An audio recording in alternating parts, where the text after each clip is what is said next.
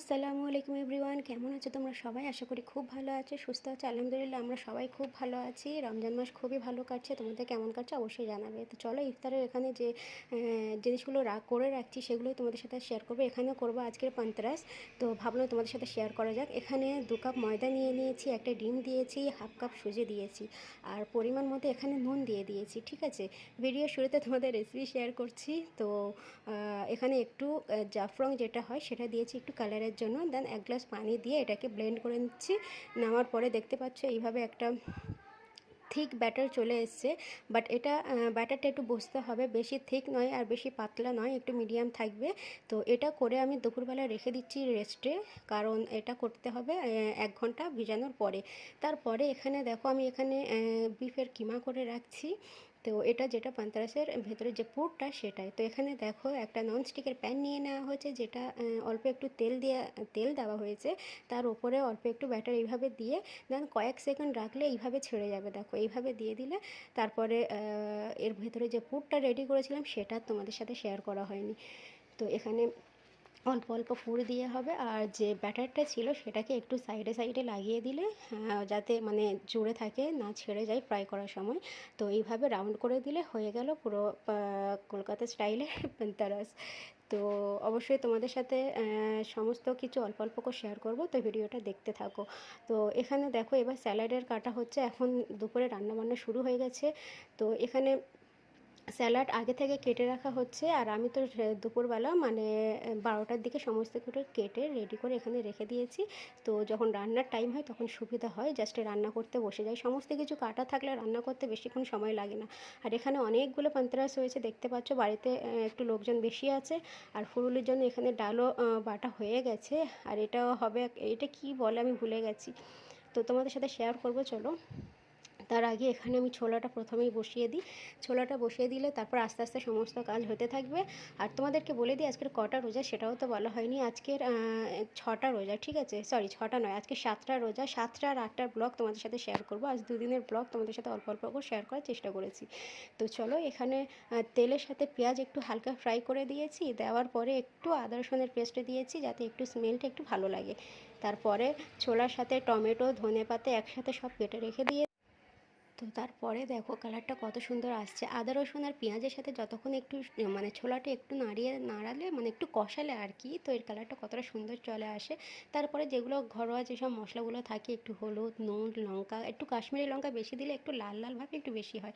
তো এখানে দেখো কত সুন্দর একটা কালার এসছে। তো চলো এটা তো হয়ে গেছে, এবার লস্যির দিকে যাই। লস্যিটা করে রেখে দিলে মানে একটু ঠান্ডা ঠান্ডা থাকে আর কি, বরফ বরফ দিয়ে রেখে দিলে একটু ঠান্ডা থাকে। তো ফ্রিজে তো ঢোকাতে পারি না যেহেতু অনেকগুলো লস্যি থাকে।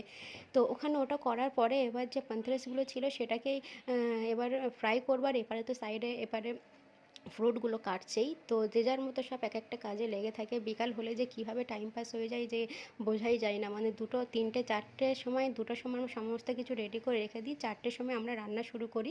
দেন 2 ঘন্টা এই রান্না করতে করতে কীভাবে কেটে যায় যে বুঝতেই পারি না।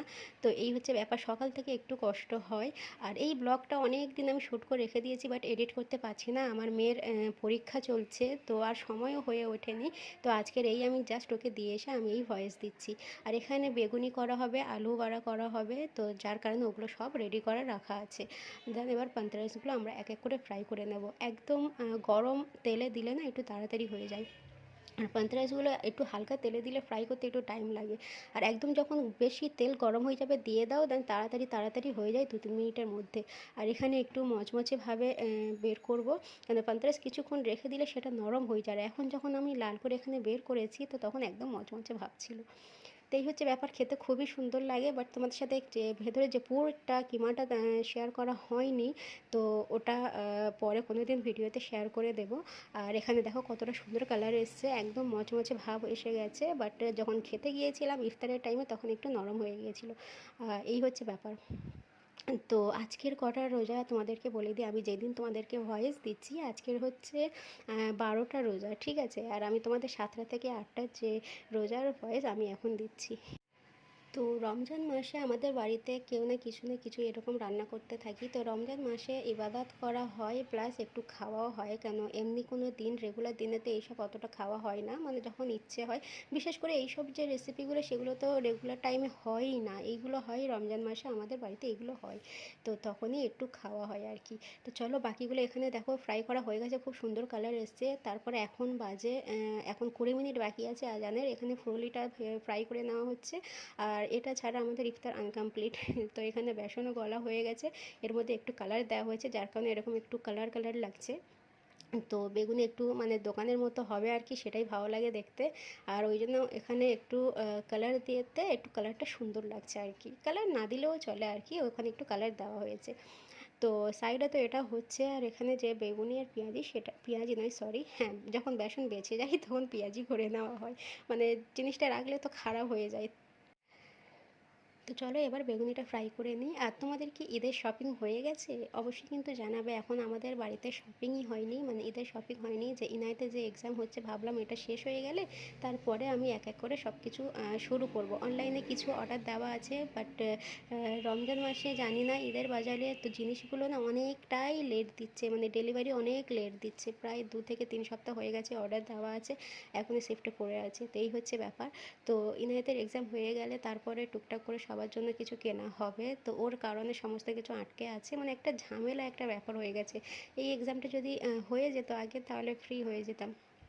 তো এই হচ্ছে ব্যাপার। আর এখানে দেখো এটাকে কি বলে, কচুরি না কি বলে আমি জানি না, আমার শাশুড়ি বলছিল এটাকে কি বলে, মানে ওই খেসারির ডাল দিয়ে তারপরে ডালটাকে একটু মানে কি বলে গোটা গোটা থাকবে আর কি, পুরোটাই পেস্ট করা হয় না। সেটাকে যেরকম পকোড়ার মতো যেভাবে ফ্রাই করা হয় সেইভাবে ফ্রাই করা হয়েছে, এতে একটু নুন একটু লঙ্কা ধনে পাতা এইসব দিয়ে একটু পকোড়ার মতো ফ্রাই করা হয়েছে। আর এখানে দেখো বেগুনি আর আলু আর কত সুন্দর একটা কালার এসছে, পুরো দোকানের মতো লাগছে। আজকের বেগুনি আর আলু আর যেটা হয়েছে আমার দেখে খুবই ভালো লেগে গেছে আর কি, যে দোকানের মতো কালার এসছে আর সবটাই ফুলে উঠেছে। হ্যাঁ এর মধ্যে একটু বেকিং সোডা দিয়ে দিলে একটু ফোলাটা একটু বেশি ভালো লাগে। আর এখানে দেখে কচুরি নাকি একটু পকোড়ার মতো যেটা একটু মচমচে ভাব খেতে লাগে, সেটা এখানে অল্প করে নিয়েছি। তো বাড়িতে আন্টি আছে, ওনার এটা ফেভারিট, তো ওনার জন্য এটা করা হয়েছে। বেশ ভালো লঙ্কা দিয়ে, কাঁচা লঙ্কা উনি প্রচুর খেতে পছন্দ করে, কাঁচা লঙ্কা দিয়ে এইগুলো করা হয়েছে। এগুলো আমরা খাবো না, মানে এত লঙ্কা আমরা খেতেই পারি না। আর এই হচ্ছে ব্যাপার। কতটা ভালো লাগছে দেখেই ভালো লাগছে, বাট সত্যি কথা বলতে আমার খেতে অতটা ভালো লাগেনি, মানে ডালটাকে পুরো মচমচে ভাব লাগছে আর এর মধ্যে একটু তেল ভাব একটু বেশি থাকে, তো যার কারণে আমার অতটা ভালো লাগেনি খেতে। তো এখানে অলরেডি হচ্ছে, একটা ব্যাচ হয়ে গেছে আর একটা ব্যাচ এখানে ফ্রাই করা হচ্ছে। তো চলো এবার এখানে তো ফ্রুটগুলো কাটা হয়ে গেছে, তোমাদেরকে এবার দেখে দিই ফ্রাই করার সমস্ত কিছু হয়ে গেছে। আর এখানে ফ্রুট, যে কটা ফ্রুট আমরা রেগুলার খেয়ে থাকি সেগুলো কাটা হয়ে গেছে। আর এখানে স্যালাডও তো হয়েই গেছে। আর দেন সমস্ত কিছু এখানে হয়ে গেছে, এক এক করে এরকম স্ল্যাবের ওপর রেখে দিচ্ছি। আর এবার চলো অজু টজু করে নেব, আমি এবার নামাজ পড়তে যাব। নামাজ পড়ার এখনও আজান দেওয়ার 15 মিনিট বাকি আছে, আজকে খুবই লেট হয়ে গেছে। আর পান্তুরাইশগুলো কতটা সুন্দর লাগছে দেখতে পাচ্ছ।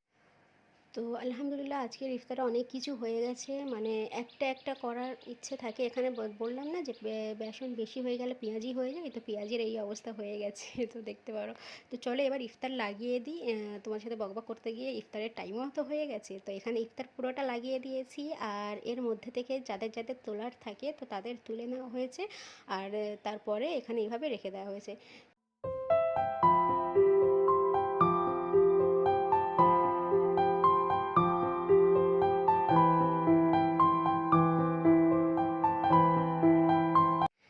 তো এখানে ইনায়েত দেখো একটা ফোনের কভার নিয়ে ও ভিডিও করছে, আর ওর দুষ্টুমিটা কন্টিনিউ চলছে। তো এখানে ইফতার লাগিয়ে দেওয়া হয়েছে, এখানে বসে গেছি, সবাই চলে এসছে। তো আলহামদুলিল্লাহ এখানে ইফতার হয়ে গেছে খুব ভালোভাবে। এবার যাব নামাজ পড়তে। আর আমি এখানে একটু ঝাল লেগেছে, আমি কিছু একটা খেয়েছি, তো খাওয়ার পরে এখানে ঝাল লেগে গেছে, তো কেমন একটু হচ্ছে।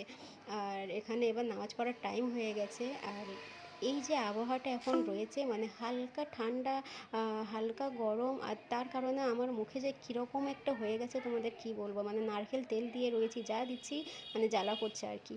তো যাই হোক চলো এখানে নামাজ পড়ে নিই, তারপরে তোমাদের সাথে কথা হচ্ছে।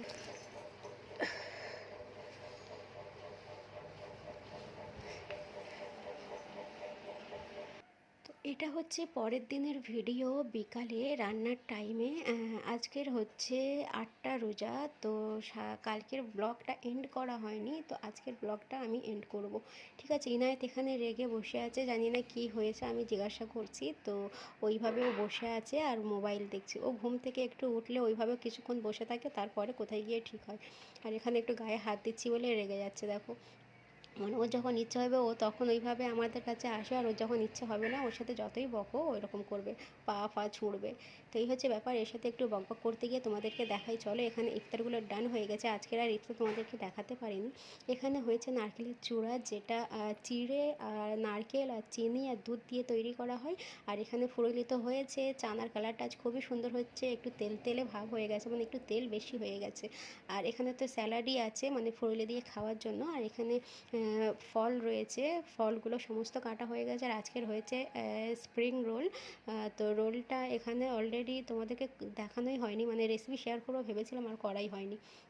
তো এটাই এবার লাস্টে দুধটা দিলে না মানে বেশি শুকিয়ে যায় না, আগে থেকে করে রাখলে চিড়েটা শুকিয়ে যায়। তো এই জন্য লাস্টে মানে এখন ইফতারে এখন 5 থেকে 7 মিনিট বাকি আছে, তো তখন এই টাইমে মানে চিনি চিড়ে আর নারকেল একসাথে রাখা হয়। দেন খাওয়ার টাইমে দুধটাকে দিয়ে এটা মাখিয়ে দিলে মানে পেটটাকে ঠান্ডা রাখে আর কি। ইফতারের পরে একটা হেলদি যেটা খাবার বলো সেটা হচ্ছে এটাই। নাহলে সমস্ত কিছু তো তেল জাতীয় জিনিস খাওয়া হয় আমাদের বাড়িতে, সবাই খায় আর কি। মানে ইফতারের পরে অতটা খাওয়া ভালো নয়, বাট আমাদের বাড়িতে সবাই খায়। তো এখানে ইফতারের টাইম হয়ে গেছে, আর ইনায়েত তো এখানে ওর দুষ্টুমি কন্টিনিউ চলতে থাকে। আর যাদের ইফতার বের করার টাইমে বের করে করে রাখতে হয় আর কি, যেমন যিনি কাজ করতে আসে আর কি, তো ওনারও ইফতার বের করার থাকে, তারপর আমার শ্বশুরের বের করার থাকে, তো সেইগুলো আগে থেকে করে নিয়ে তারপর আমরা এখানে বসে গেছি এখন দোয়ার টাইমে। এই টাইমে যা দোয়া করবে উপরওয়ালা কবুল করে নেয়। তো এখানে বসে এখন দোয়া করা হচ্ছে। আর ইনায়েতের দুষ্টুমি চলছে বলে তোমাদেরকে একটু দেখাচ্ছি। তো ও মানে ইফতার করার আগেও খেয়ে নেয়, বাচ্চা যেহেতু বোঝে না আর কি। তো এখানে মুখটা এতটাই টান লাগছে কি বলবো। আর ইফতারের টাইমে ইনায়েতে ওর পাপার দেখে একটু ভয় করে, স্কার্ফ নিতে বলছি নিচ্ছে না, শেষে একটা ওড়না নিয়ে বসে গেছে। মাশাআল্লাহ কতটা সুন্দর লাগছে দেখতে পারো, পাপার ভয়তে একটা ওড়না নিয়ে বসে। তো এখানে এবার নামাজ পড়ার টাইম হয়ে গেছে, ব্লগ আমি এখানেই এন্ড করব। নামাজ পড়ার আগে একটু মুখে তেল লাগিয়ে নিয়েছি, কী বলবো মুখের অবস্থাটা এতটাই টান লাগছে কেন তো কী জানি, মানে মুখের একটা সাদা চামড়া উঠছে আর কি। তো দেখা হচ্ছে নেক্সট ভিডিও, ভালো থেকো, আল্লাহ হাফিজ। আর ব্লগ কেমন লাগলো অবশ্যই কমেন্ট